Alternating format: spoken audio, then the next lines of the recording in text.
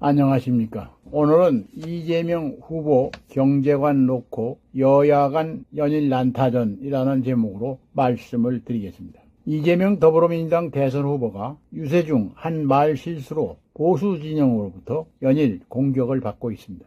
이 후보는 이에 정면 돌파로 나가는 발언을 이어가고 있어 논란은 그리 쉽게 수그러들 것 같지 않습니다. 처음 문제가 된 발언은 이른바 호텔 경제론입니다. 이 후보는 지난 16일 전북 지역 유세에서 호텔 경제학의 개념을 설명하면서 한 여행객이 호텔에 예약금을 10만 원을 지불하고 이 돈이 호텔에서 가구점, 치킨집, 문방구를 거쳐 다시 호텔로 돌아오는 거래 구조를 예로 들었습니다. 이후 여행객이 예약을 취소하고 환불을 받는 상황을 가정하면서 이 마을에 들어온 돈은 결국 없는데 거래들이 발생했다. 이게 경제다라고 했습니다. 실제로 마을에 새로 유입된 자금은 없지만 여러 경제 주체들을 거치며 지역 경제에 활력을 불어넣었다는 논리입니다. 이 후보는 이 논리를 바탕으로 정부 재정을 풀어 국민 소비를 늘리면 경제가 살아날 것이라고 주장을 했습니다. 하지만 논란은 끊이지 않았고 이 후보는 정면 돌파에 나섰습니다.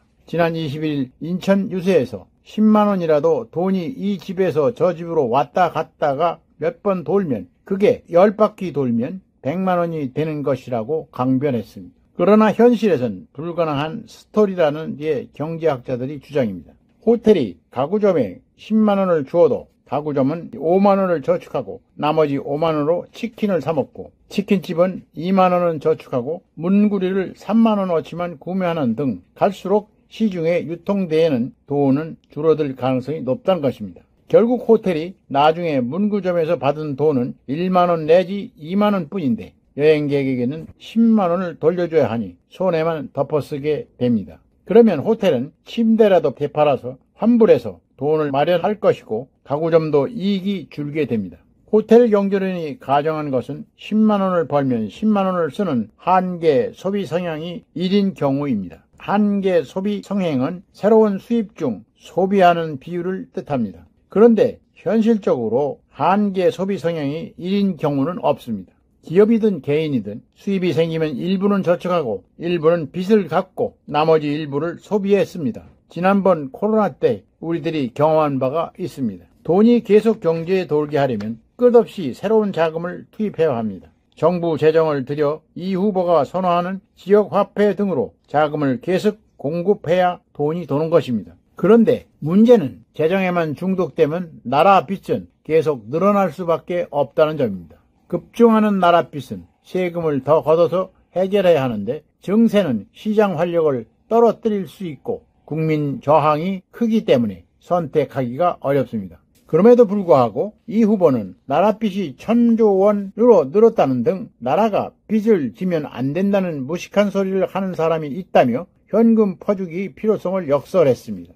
그는 국민에게 공짜로 주면 안 된다는 희한한 생각을 하고 있다며 우리 국가 부채는 GDP 대비 50%가 안 되는데 다른 나라들은 110%가 넘는다고도 했습니다. 하지만 한국의 부채 비율은 점차 증가세를 보이고 있습니다. 국제통화기금 IMF는 4월 재정점검 보고서에서 2025년 한국의 국내 총생산 GDP 대비 일반 정부 부채 비율을 54.5%로 전망했습니다. IMF가 선진국으로 분류한 37개국 가운데 비기축통화국 11개 국가의 평균 54.3%를 처음으로 앞지르는 수치입니다. 대통령이 되겠다는 지도자의 입에서 부채 줄이자는 사람들의 주장을 무식한 소리라고 하는 것 자체가 포퓰리즘입니다. 한국은 현재 경제 구조와 성장의 동력 자체를 재정비해야 하는 상황인데 우선 쓰고 보자는 무책임한 주장은 결국 미래 세대는 다 죽으라는 말과 같습니다. 물론 이 후보의 말은 재정 확대를 강조하는 취지이겠지만 재정을 만병통치약으로 여기며 재정 만능주의에 빠진 게 아닌가 하는 의심이 들게 합니다.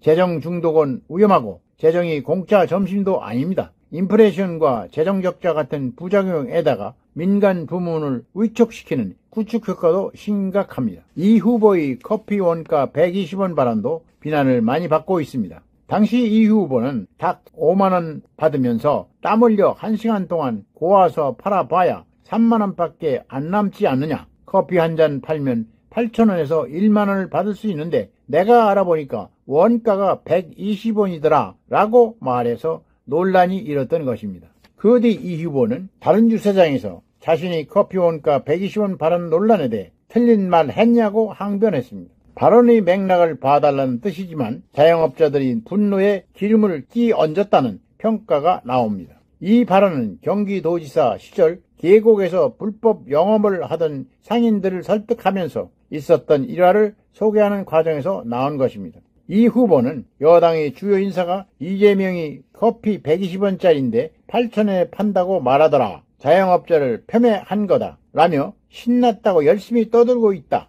이런 걸 용인해도 되는가? 라고 했습니다. 이후 김용태 국민의힘 비상대책위원장은 페이스북에 커피 원가가 120원인데 너무 비싸게 판다는 이 후보의 발언에 커피로 생계를 이어가는 수많은 영업자들이 가슴을 쳤다고 비판했습니다. 이에 민주당은 김 위원장을 공직선거법 위반 혐의로 고발했습니다.